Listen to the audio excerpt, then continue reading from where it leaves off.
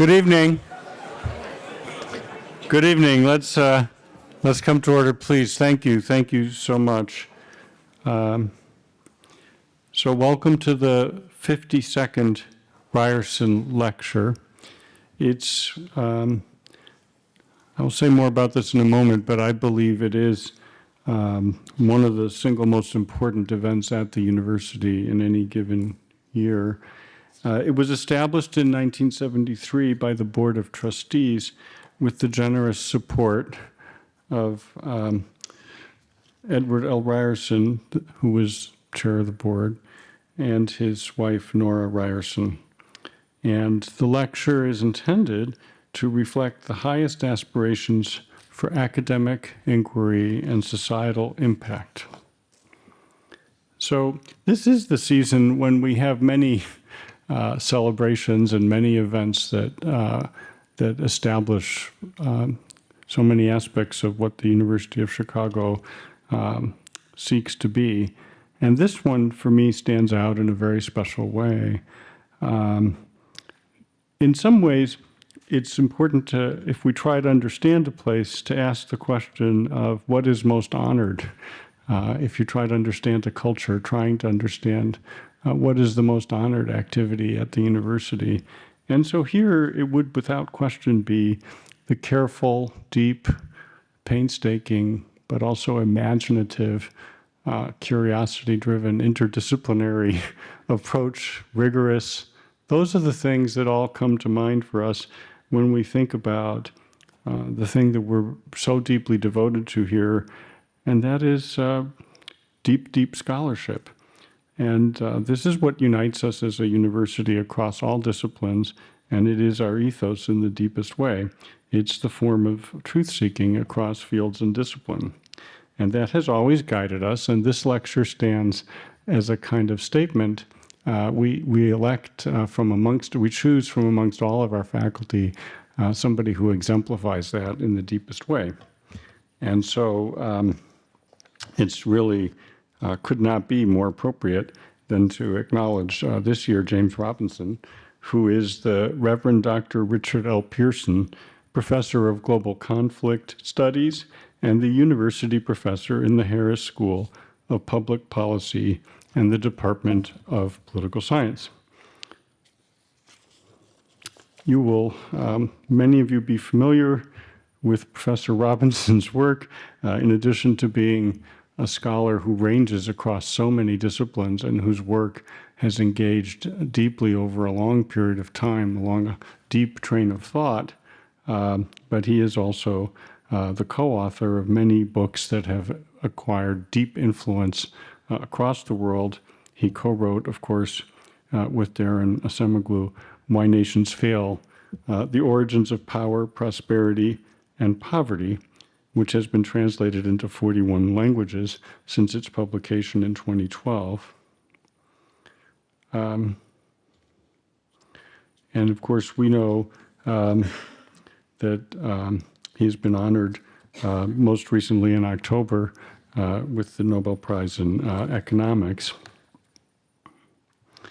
I am really excited about this lecture because one of the things that Professor Robinson has investigated is the question of what does help nations to thrive. And one component of that he has described so eloquently is the role of institutions in a society that work to create prosperity across the society. The engagement of civil society in a deep and thoughtful way, in an engaged way, with their institutions to achieve that. And I often, to me, I think of this university as being precisely such an institution. That's what this place is for. And so in this moment of crisis, I think it'll be very interesting to hear your thoughts, Professor Robinson, and I really look forward to the lecture. Thank you.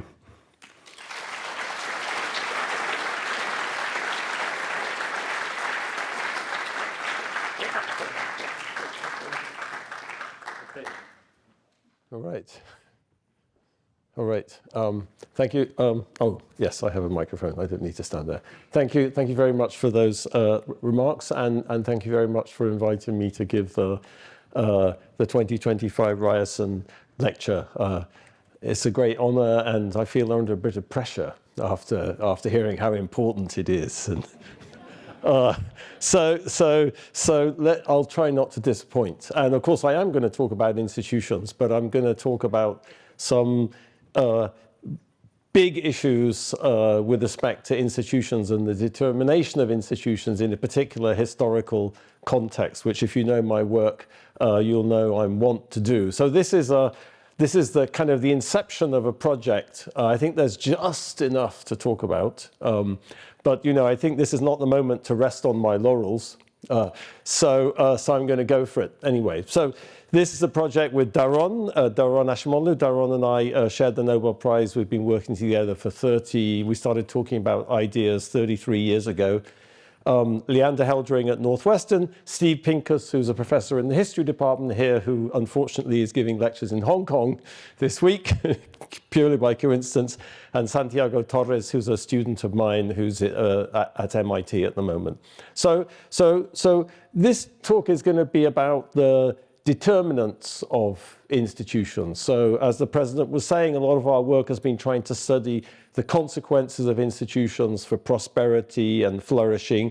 And part of that is an account of why institutions vary so much in the world and how come some countries end up with institutions that create prosperity and flourishing and other countries don't. So I think if you want to think about what the big picture is here, it's exactly about that variation in institutions, okay? And you could say, sort of stepping back and thinking about social science broadly, there's three ways of thinking about why societies have the institutions that they do. One is it's to do with material interests. So institutions are kind of rules in society that create incentives, that create opportunity, that allocate power, that allocate authority. And those institutions may allow the society to flourish, but they also have distinct distributional consequences. So different groups in society, different people may favor different sorts of institutions because of those distributional consequences, consequences of wealth or resources. And a theory of institutions would put emphasis on, who likes what and how much power do they have to get what they like, okay? So I'm going to call that the kind of material interest perspective on institutions, which I've done a lot of work, Daron and I have done a lot of work on that. Another view, kind of increasingly popular in economics, emphasizes the sort of cultural determinants of institutions. So I don't want to get into a big discussion of culture in 40 minutes. When I start talking about the context and the evidence, I'll be very concrete about what I mean. But in economics today, culture, we think of culture as a kind of evolutionary dynamic of people's preferences and values that kind of characterize a society, okay? And the focus today, which is the focus of a lot of our work at the moment, is on, what I'm going to call ideas, okay? And by ideas, I'm going to mean normative justifications about the way to do things, okay? So you could say those are some sense cultural, but they don't move slowly like we think of cultural as moving, and they're subject to innovation and entrepreneurship. So I think what I'm going to try to convince you today is that thinking about institutions, at least in this particular context, you have to think of not just material interests or maybe slow-moving culture, but also the ideas people have about the institutions in society. What sort of institutions should we have? And there's contesting ideas about institutions, and that's what we're going to try to make some headway on, okay? And I want to say here on this slide that social science, including our own work, has been dominated by this approach of material interest. So people think of institutions as being driven by the underlying material interests which are relevant, for particular sets of institutions, okay? But by the end of the day, today, I hope that I'll have shown you a little bit of evidence that in this one historical context, we have to take people's ideas about institutions seriously. I'll be very concrete about that in a minute. Okay, so I'm going to talk about 17th century England, and I'll try to justify why that is, but I just want to start kind of moving into that mode by saying, you know, if we look at 17th century England, it's an exciting era and country to study, of course, because there's enormous intellectual ferment, there's huge institutional change, there's massive innovation in ideas, there's a lot of economic change. So everything is happening. You could even say there's cultural change. Okay? And if we look at famous political events, famous changes in political institutions, such as the Civil War or the Glorious Revolution, when James II, the King of England, was overthrown, parliamentary sovereignty established, that led to the emergence of kind of many modern state institutions in Britain. Material interests were clearly at stake. Here's George Jeffreys' Hanging George. He was called the Hanging Judge because he liked hanging people. And he also liked promoting the interests of the East India Company. So the East India Company was this monopoly. It was very much favored by King James II. They liked promoting the East India Company at the expense of other traders. So you could say, you could look at this, the Glorious Revolution. This is George Jeffreys being arrested at Wapping shortly after James II left the country. You could sort of say, of course they want to get, you know, Jeffreys out of the way. They wanted to abolish the East India Company monopoly and create more opportunities for merchants. So that would be a kind of argument about, you know, you want to get rid of the king and you want to make this transition because it's going to distribute wealth and economic opportunities differently. You could also think about the cultural commitments at play. You know, this is just my favorite illustration of this. This is Charles I, to go back to the Civil War. I'm going to talk about the whole century. So going back from the 1680s to the 1640s, here's Charles I. Now, Charles I was a deeply religious man who really believed that God had made him king, and not just king. He believed that God allowed him to heal people. So here he is laying on hands, healing somebody. Now, you might think, okay, well, you know, how seriously did he take that? Very seriously. So according to one historian who wrote a book about this, he did it 92,000 times, okay? So that's, you know, so he was a deeply religious man. So we want to think about religion and institutions, as scholars have done. And finally, of course, the focus of the discussion is going to be about ideas. So when Charles I got into trouble, being bankrupt and Scots were invading, Parliament presented, John Pym, Parliament presented, you know, this famous remonstrance, which was a list of all the grievances, 204, if I remember correctly, and involving institutional change, change in political institutions, constitutional change, new ideas for how to do things. So you see all these things at play, interests, culture, ideas, okay? I sort of, you know, alluded to why this is so interesting, and the contribution of our research is really going to be to provide a methodology which will allow us to think about all these different forces, ideas, interests, and culture. I think interests and culture, we sort of understand how to think about that empirically. The main contribution and the kind of conceptual challenges with respect to measuring ideas and trying to investigate the impact of ideas on people's actions and people's beliefs and people's attitudes, okay? So I sort of said, why the 17th century? There's a lot of interesting stuff going on. You know, there's political change, there's the Glorious Revolution, we have a republic. We had a republic for a little bit in England. We had this republic and then they took it away again in 1660 and it never came back.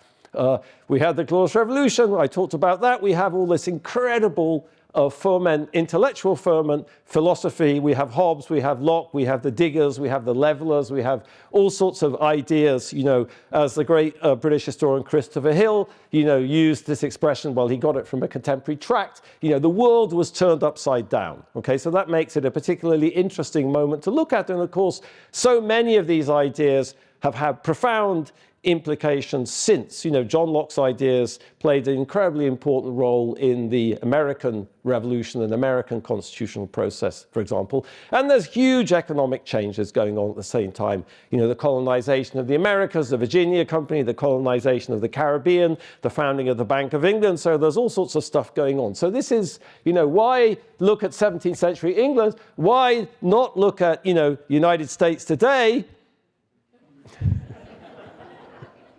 Well, you can apply the methodology to that.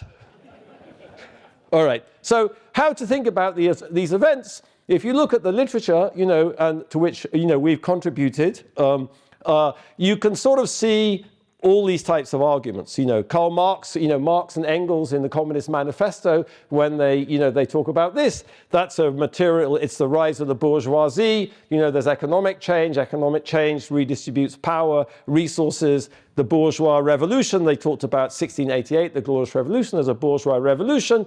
You know, we did empirical work with Simon Johnson on exactly that topic. Steve Pincus's great book on 1688, you know, talks about the interests involved in that. Cultural explanations also, you know, one of the most kind of prominent explanations for both the Civil War and the Glorious Revolution, due to the British historian John Morrell, is it's really about religion, actually. You know, he says, you know, this is the last of the European wars of religion. It's really about the fact that Charles I and James II were devout Catholics, and most of the rest of the people didn't want a Catholic on the throne of England. So it's a cultural struggle. What I'm going to emphasize, what we're emphasizing, is actually the ideational conflict, okay? Because at the same time there were interest, there was culture, there was also a lot of conflict over what's the right way to organize the state, what's the legitimate way to organize the state. In particular, and I'm going to zoom in today on a dichotomy between, there's lots of different ideas we could talk about the nature of the state and society, but today I'm just going to focus on the most salient sort of dichotomy between the divine right of kings. Charles I, James II argued that they ruled because they were chosen by God to rule. They had the right to rule because of the divine right of kings. And there was an alternative view which said, no, that's not right at all. There's no divine right of kings. God didn't make anyone king. The people choose the king. There's popular sovereignty. And the people have the right, have a duty almost, to resist the abuse of the sovereign. Okay, so that's so-called resistance theory. So there's a clash of ideas, and what we're interested in some sense, is sorting out, you know, what role do these things play? What role do interests play? What role does culture play? What role do ideas play? My examples are meant to suggest, you know, probably all of these things are in there. You know, I'm not dismissing any of them, but I think the contribution is to have a framework where you can kind of compare the relative effect, but also just to use this, you know, bring ideas into the discussion, because they're not in the discussion in social science. Okay, all right. So we're going to focus on that dichotomy, as I've already said, and we're going to use, for now, 2 books as a kind of, you know, placeholder. I can talk much more about that for these 2 different points of view. So John Locke's, I already mentioned John Locke's Second Treatise of Government. We're going to use that as a kind of a placeholder for popular sovereignty, or the fact that people are able to resist the king if they want, if the king is behaving badly or ruling badly. And we want to contrast that book, the arguments in that book, the ideas in that book, to the ideas in a kind of polar opposite book, which is by Sir Robert Filmer, called Patriarcha. So Patriarcha was a sort of the kind of the go-to book for the people who wanted to justify the divine right of kings. So both of those books make lots of different arguments. Okay, so for the divine right of kings, against popular sovereignty, against the divine right of kings, for popular sovereignty. And what we're going to do is we're going to extract those arguments from the book using techniques in AI, and then we're going to look at people's arguments. We're going to look at people's speeches. and we're going to look at what language they use and what arguments do they use, and we're going to try to look at the similarity between the arguments that parliamentarians use, the arguments that politicians use. And we're going to ask, is that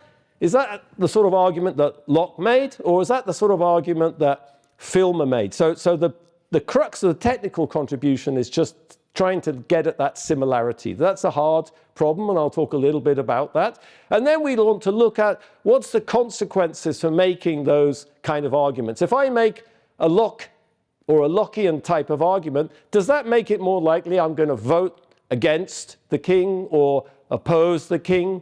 Or I'm going to make a speech, the stance of which, I'll talk a little bit about how we code that, the stance of which is like anti-monarchy or pro-monarchy. Okay, so those are the sort of dependent variables.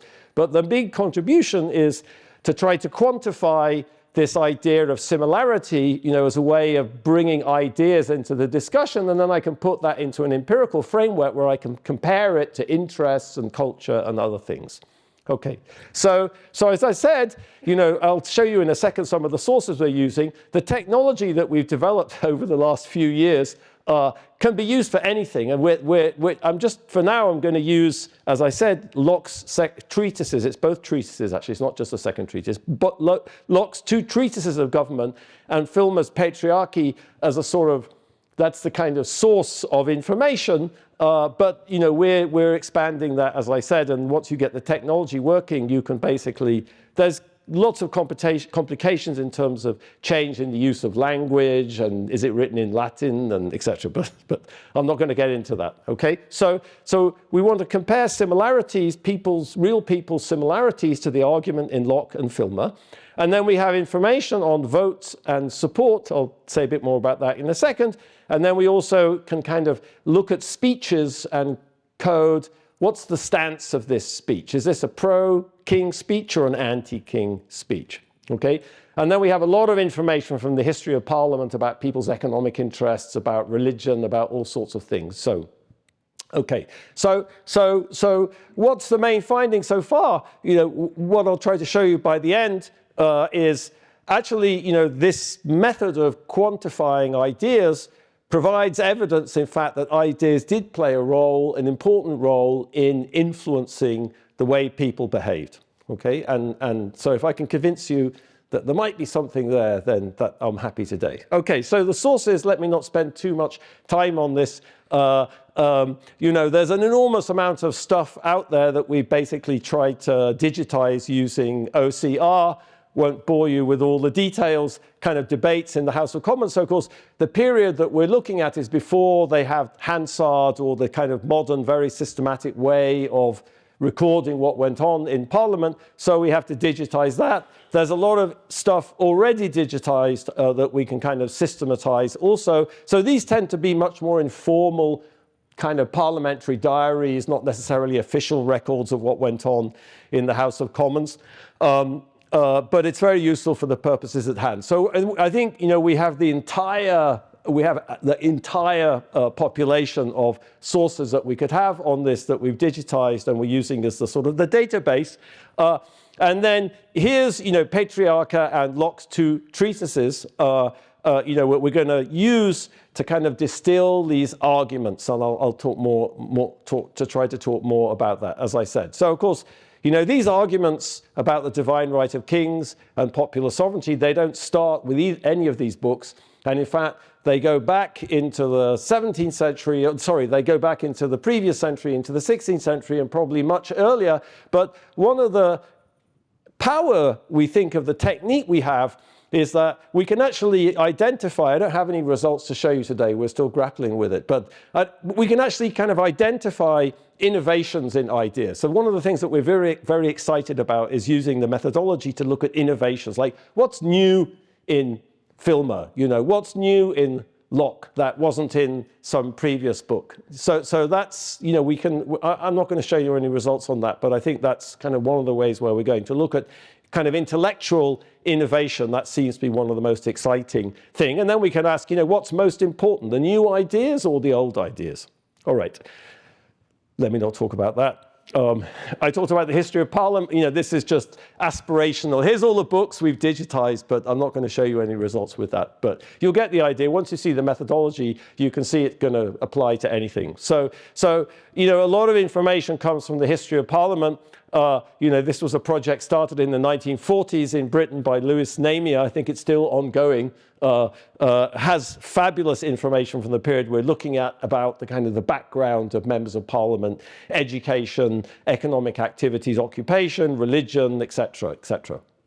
Okay, and here's the information we have on the sort of part of the information we have on the outcomes. So the column on the left are sort of in black. They're real votes we have. Okay, so for example, 1689, after James II left England in the Glorious Revolution, Parliament voted on whether or not he'd abdicated. So the idea was, if he abdicated, then we can make we can put new king and queen on the throne, and everything will be great. So his supporters said, no, he didn't abdicate. He's still the king. Okay, so there you can define a clear for the king, against the king. The Bill of Exclusion was a bill to keep James II out of the succession because he was a Catholic. So there were several attempts to stop him succeeding Charles II because he was a Catholic. The Civil War, we have this very famous division at the time of the start of the Civil War about who was in favor of the king, who was against the king. So we have some votes. Unfortunately,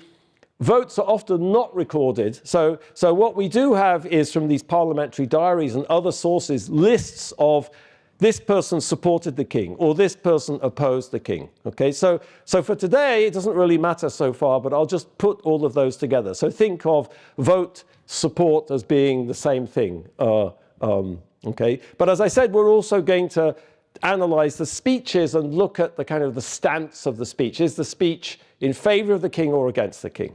Okay, so here's the sort of technical bit. What do we do with this? Okay, well, we set up, you know, we use sort of ChatGPT basically, and we take, I'll show you an example in a minute, we take, let's say, Locke's Treatises of Government, and we feed Locke's Treatises of Government chapter by chapter or section by section if the chapters get too long, and we ask ChatGPT what question is being asked in this chapter. Okay, so tell us what question is being asked in this chapter, and what arguments are being used to answer the question. Okay, so that sounds very straightforward, but actually it needs a lot of guidance. Okay, so there's a lot of test sets that have to go on here, meaning you hand code a lot of stuff yourself and just make sure that it's getting something sensible, and then you go back to the drawing boards and you keep working like that. Okay, so but think about taking a chapter of Locke. You know, here it is, chapter 19 of Two Treatises of Government. Here's the text. I'm not going to go through it in detail, but we feed that, you know, into ChatGPT, and we asked it to classify what questions are being asked and what arguments are being used. Okay, so we do the same thing for speeches. Okay, we can feed the speeches, we can feed Filmer's book in, we can feed any book in there, you can see. All right, so once we've got that, we ask to retrieve the questions. Okay, so here's a prompt. This is a ChatGPT prompt, you know, just for concreteness. It's only a fraction, you know. The above is a chapter relating to the scope, validity, need, or origins of the power of kings. What are the questions addressed in this chapter? Okay, so there's more to it than that. Okay, but it generates a load of questions. Okay, there's a lot of questions. John Locke had lots of questions. Any chapter has lots of different questions. Here's one of the questions that comes out. How does the concept of popular sovereignty challenge the divine right of kings? Okay, great. Okay, so there's a question. What's the answer? All right, so here's the answer. So it's a big thing. The concept of popular sovereignty fundamentally challenges the divine right of kings by asserting that, I'm not going to get into it. Okay, so there's a question, there's an answer. It's a big, complicated answer. Okay, so what do we do with that? Okay, well, you know, and here's the sort of trick is we want to break that into premises and conclusions. Okay, so comparing arguments turns out to be, I was going to give you an example of if you just use ChatGPT to do this, it's really bad at comparing arguments. Okay, now of course, we have some political philosophers in the audience, and I'm sure the political philosophers do a very good job at comparing arguments and seeing, is this argument similar to Locke or is it not similar to Locke? I guess you could sort of say in our defense, what we can do with this technology, we can do this at massive scale. Okay, so we can do this with thousands of books and thousands of arguments and thousands of speeches, and we can kind of bring it all together. Okay, so I don't want to say, you know, of course humans can do this, and you know, humans have done this, and there's a lot of knowledge on this, and in some sense that we can use in these test sets and in sort of calibrating the technology. But I think we're able to do this at scale. But it's not trivial to do it at scale. And the kind of the kind of methodological breakthrough here is, in some sense, you know, the problem with many of these large language models is that when you ask it to compare arguments, it takes account of all sorts of stuff that you don't care about, like syntax or tone or word choice. Like a lot of stuff from our perspective is kind of irrelevant. What you care about is the logic. Okay, so what we've done is to take an argument like that and break it into premises and conclusions, and then break up the conclusions using some ideas, some kind of logic, into what's called conjunctive normal form, which is just representing the conclusions as like ands and ors, etc. I'm going to show you I'm going to show you a concrete example in a minute. Okay, and so once we break up, let me show you the concrete example. So here's the argument that I showed you. On the left are the premises. I'm not going to start going through the premises. On the right is the conclusion. Okay, the principle of popular sovereignty. So we took that argument, we broke it up into premises and a conclusion. The conclusion is the principle of popular sovereignty asserts that the legitimacy of government, blah, blah, blah, and then we can break it up into this CNF, it's its conjunctive normal form. Popular sovereignty establishes that government legitimacy derives from the concept of the governed, and popular sovereignty enables resistance to tyranny, and popular sovereignty enables the reclamation of rights. So the point about doing all of this is that this makes it much easier for these AI algorithms to compare what's similar and what's dissimilar. That once you've broken it into these premises and conclusions, but you represent the conclusions in this particular logical form, then it gets much more straightforward to define what's similarity. And then by comparing premises and conclusions, we can create an index, basically, of similarity, or we can create a kind of similarity score. Okay, so the trick is really to break the arguments down into the kind of logical components, and that makes it much more accurate, the whole thing. Okay, and then we can construct this matrix of, you know, the similarity of different types of arguments. All right. Okay. All right. So I'm not sure how much time I have left. Somebody's going to wave 10 minutes at me or 5 minutes. So they haven't waved it at me yet. Where is the lady? She's there. About 17 minutes. Okay. All right. Great. So with all of that, I'm either going to go into too much detail or insufficient detail presenting something like that. Okay. So what do we want to do? Okay. Well, we're interested. So now we have. Let me just sort of say. Let me just kind of collect my thoughts and say, you know, what we're doing with all of this mechanism, what we're doing with all of this here, is to sort of say, let's take an argument from John Locke. Okay, and we're going to boil it down into these component parts. And now I'm going to take some speech by somebody, you know, the Earl of Clarendon. And the Earl of Clarendon makes an argument about John Locke, or not John Locke, but a Lockean type of argument about what? Well, the government comes from an original contract between the people. The government is established by an original contract, by the sovereignty of the people. The government has not come from God or something. So you can look at, that's not actually an argument that the Earl of Clarendon would have made, but anyway, hypothetically. And Louis Namier, by the way, would really have disapproved of the whole exercise. So just to kind of remind ourselves where we are here, okay, before I start running regressions, doing the statistical analysis, is, you know, we're looking at a particular person. That particular person makes arguments. Okay? We do the same thing we did with Locke and Filmer. We break down the arguments into different parts, and now we can compare the arguments to Locke and Filmer. How similar is that specific argument that the Earl of Clarendon made to these arguments that Locke made? Or how similar is that argument he made to an argument that Filmer made? Okay?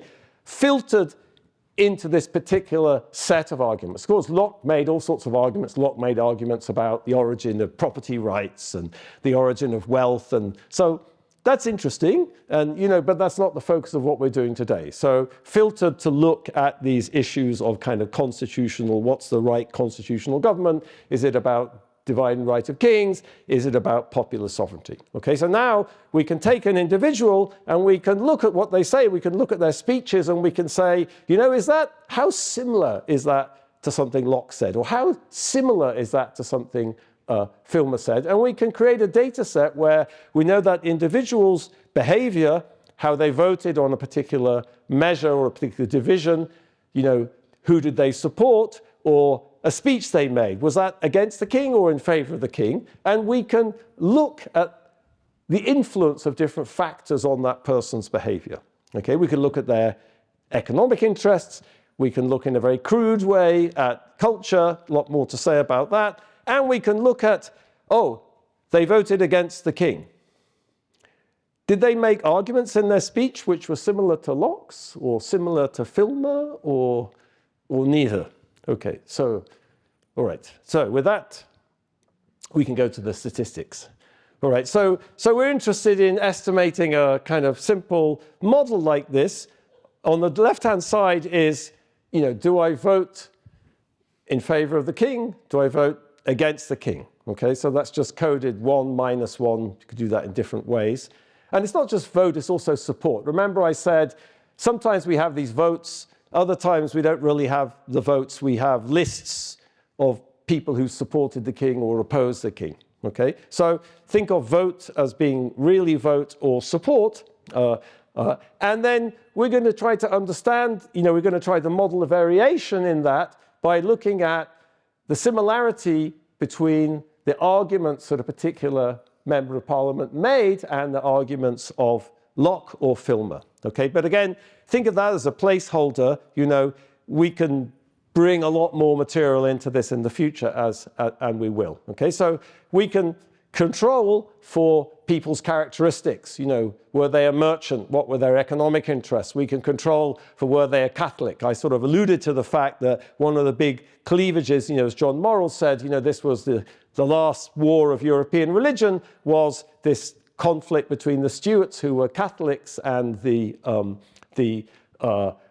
parliamentarians, some of whom were Catholic, but many of whom were Protestant. So an argument about the Glorious Revolution, for example, the timing of the Glorious Revolution would be, well, James II had a son, and suddenly there was a son and there was a Catholic heir, and all, hell broke loose, if you'll pardon my French. Okay, so just this is the basic sort of exercise, and you sort of might say there's a lot of issues here to sort of think through that perhaps I shouldn't go into details, but, someone who gives a speech makes many arguments, and so there could be several arguments in John Locke that were similar to the arguments that he made. So how do you deal with that? Well, you could aggregate that in different ways. You could average across the similarities or something like that. So maybe that's too in the weeds. Okay, so, and maybe this is even more in the weeds. So I don't know if this is I always say that, apologize with students, and I always say, I don't know if this is a regression audience. I think I did that last week. I don't know if this is a regression audience or not, but let me just sort of talk you through this, okay? And so we're trying to explain, the propensity of people to vote against the king or oppose the king, okay? And what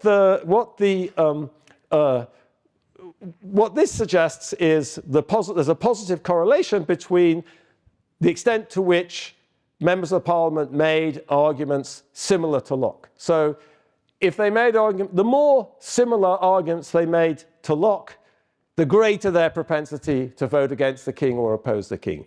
The negative coefficient on similarity to Filmer means the more they made arguments that were similar to Filmer, the more the propensity to support the king.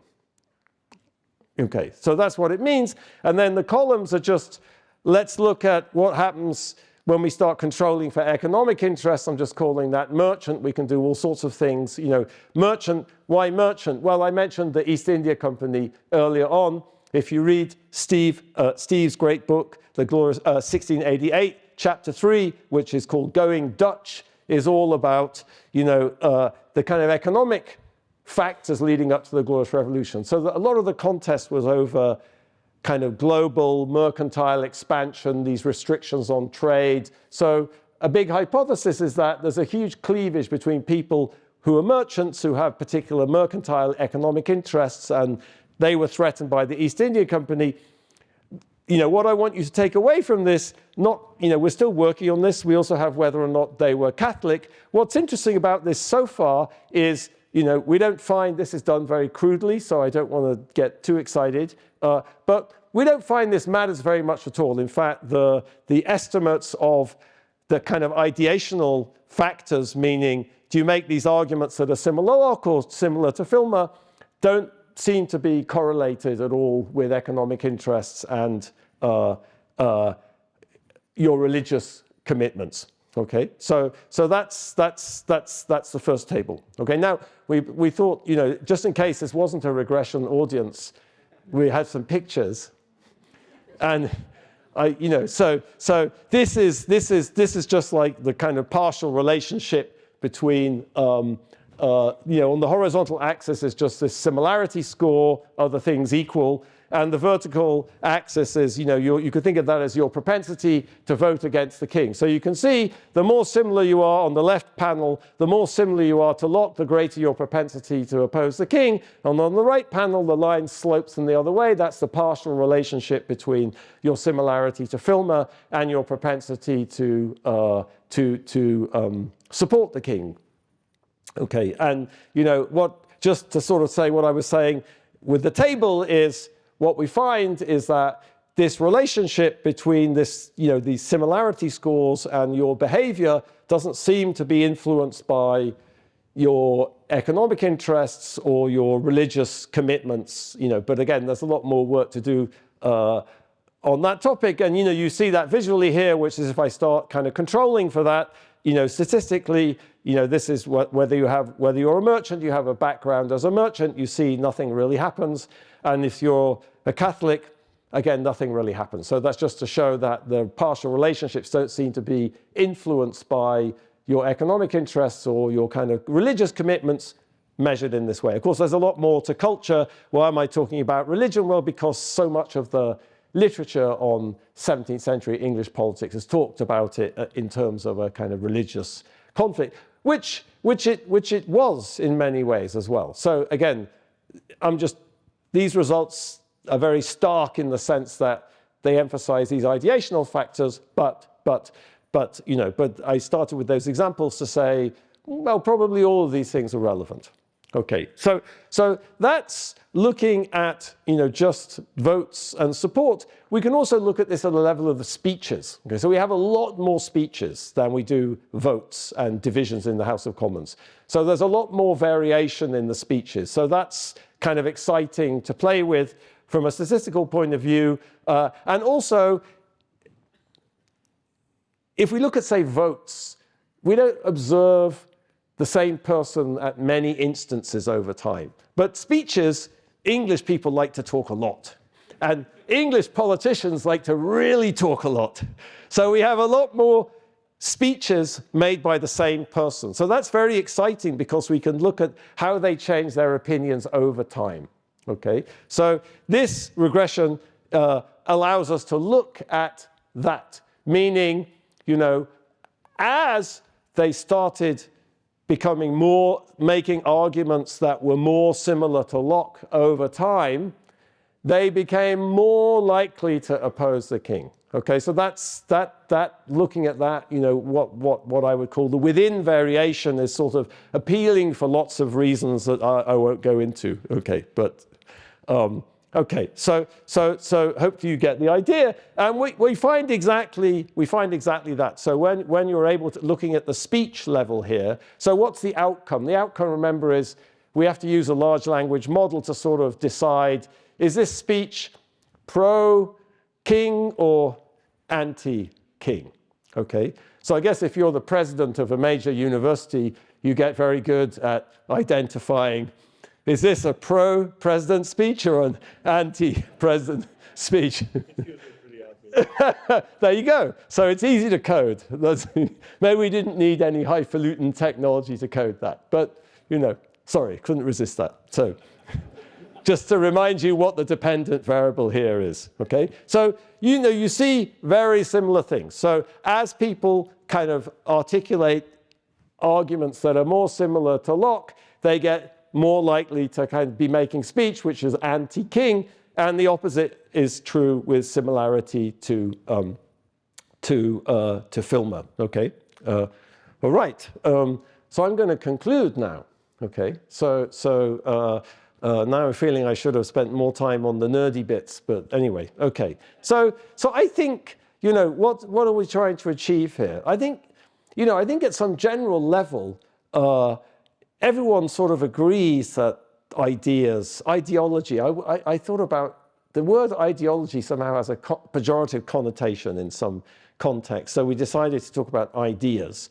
I think most people seem to agree that ideas matter for human motivation and action. And in fact, if you read an undergraduate comparative politics textbook, it says, comparative politics is all about the 3 I's, ideas, interests, and institutions, and how those things interact. But after page 1 or page 2, ideas disappear from the book, and it's all about interests and institutions.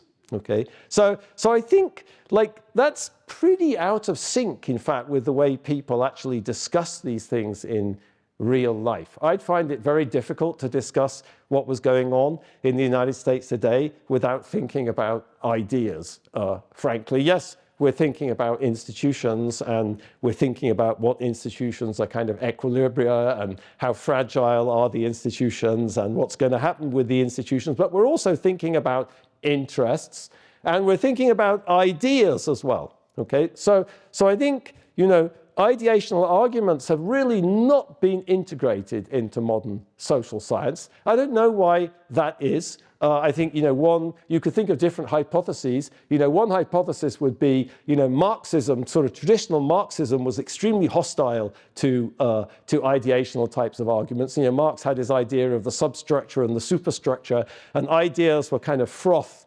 which were they came in to justify what was happening, but they didn't really play an important autonomous role in kind of driving things. Okay, I think in this context, and that's one of the reasons why we like this context, it seems pretty plausible, and many historians and political philosophers and scholars have kind of made specific arguments that the ideas are important.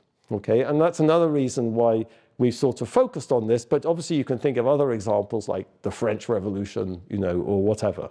Okay, and maybe there's different reasons, but I think, and I think this is, a clear reason is just the difficulty of measuring ideas, measuring them and sort of conceptualizing their causal impact on action. Okay, and I think what's so powerful about all these modern AI methodologies is they give you a fantastic set of tools for actually measuring these things in a new way. And so I think, we just took a few steps in that direction today, but I think it's an incredibly exciting area for young people and even for old people to be working in. Okay, so.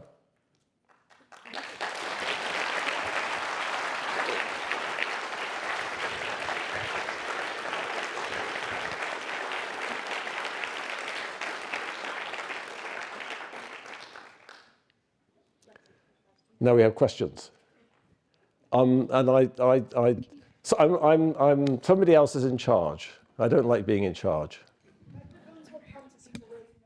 Okay. Fantastic. Thank you very much. So does it matter how many Catholics were in Parliament? Is that an important variable? I mean, you could say that, did the number of Catholics have an influence, for example, on the thinking of others in Parliament? Yeah. I mean, I think the traditional view would be yes, yes, it mattered. You know, the religious convictions of people mattered. You know, and a lot of, you could say, a lot of these cleavages, you know, would be these over this act of exclusion, for example, trying to stop James II, you know, becoming king. You could say, you know, because some people didn't want that because they thought he was a closet Catholic or he was an overt Catholic. But, you know, there's variation of opinion. Some people genuinely thought, okay, he's a Catholic. We don't really want a Catholic king, but he's the legitimate monarch. I'm just mentioning numerical methodologies.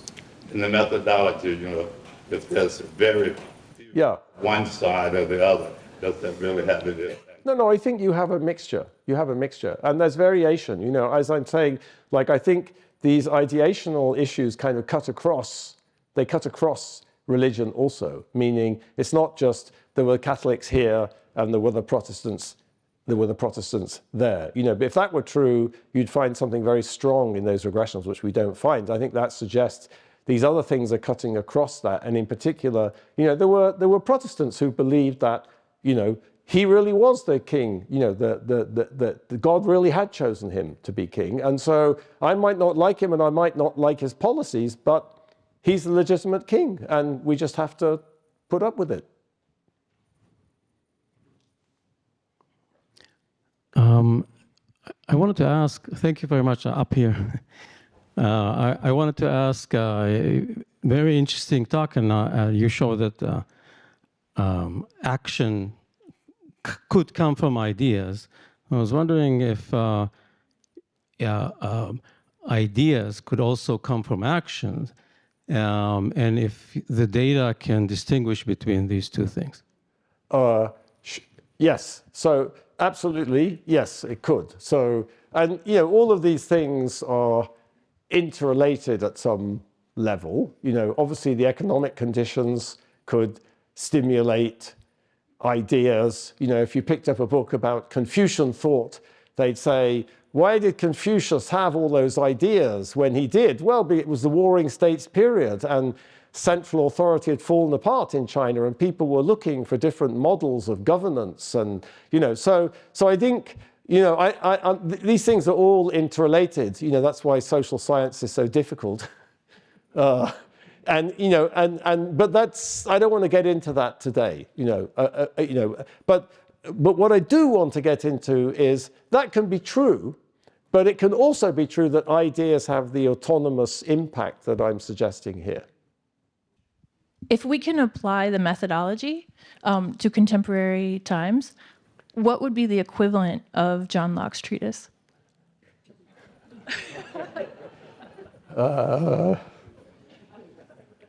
Can I pass on that one?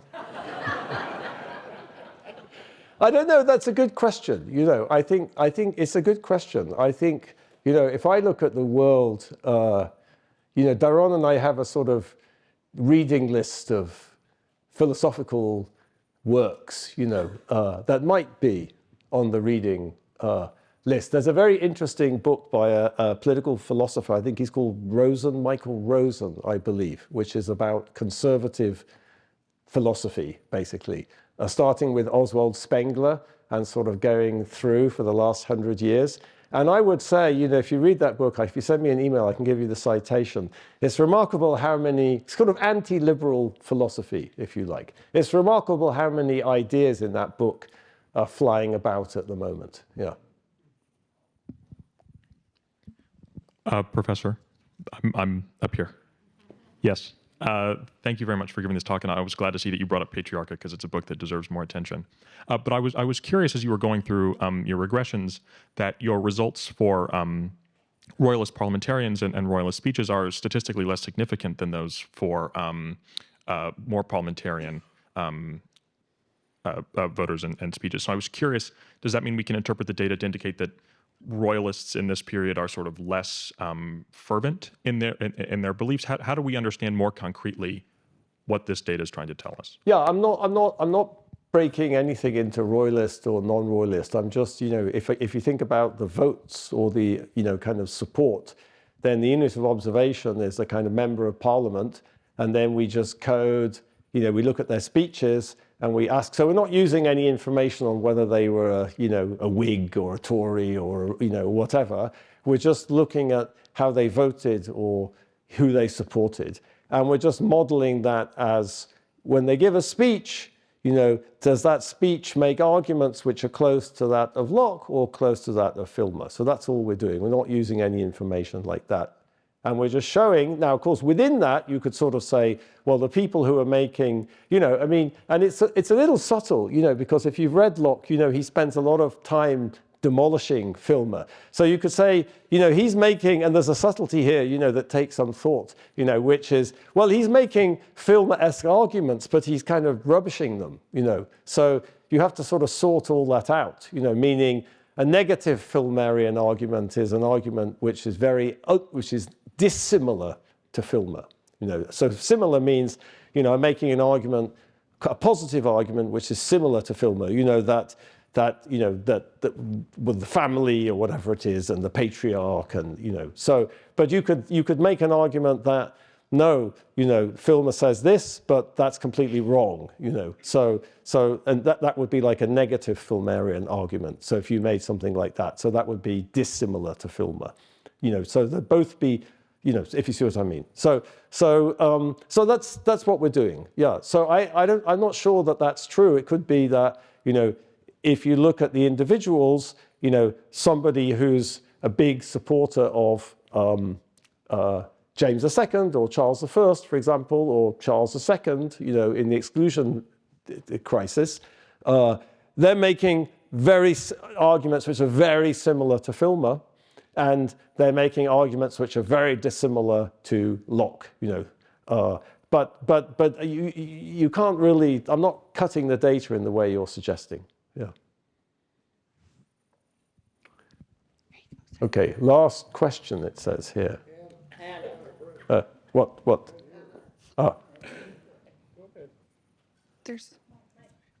We need the microphone.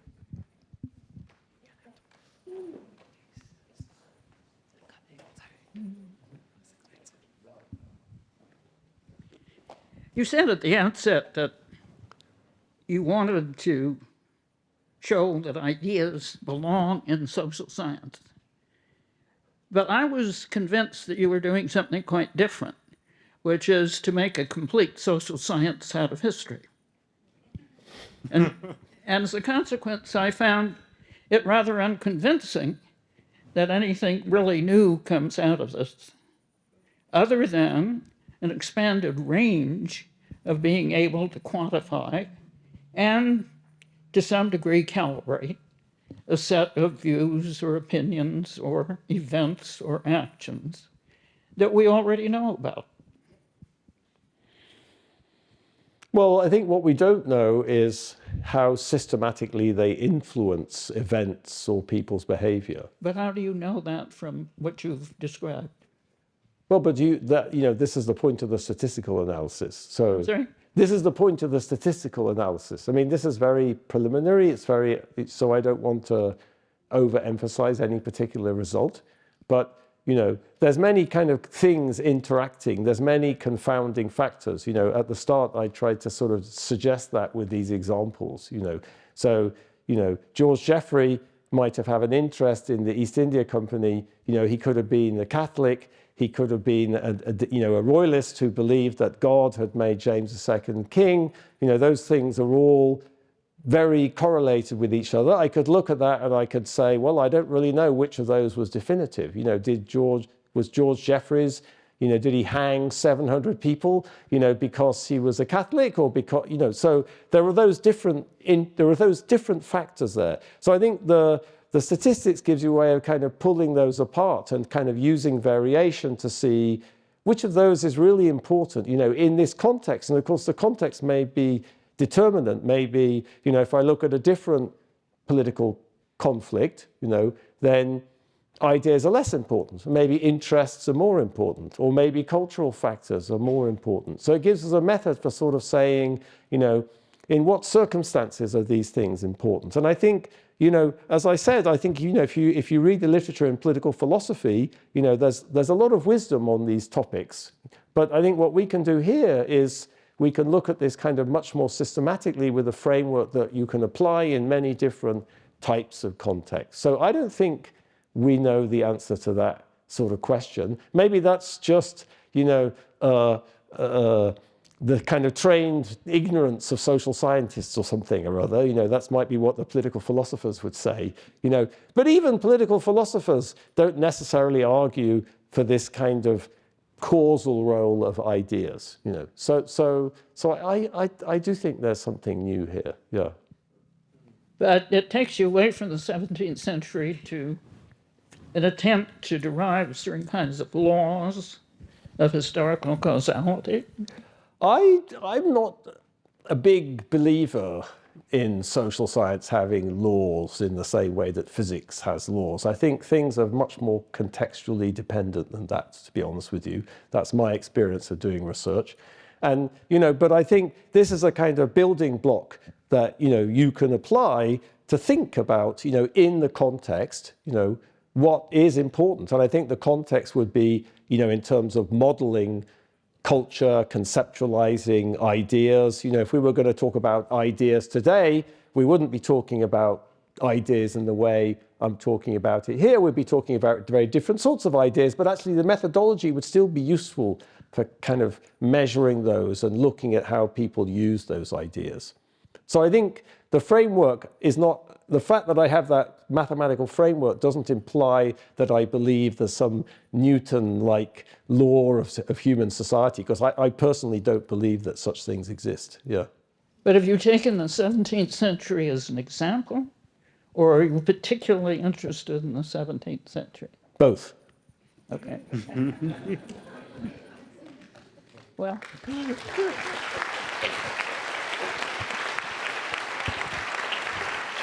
Oh.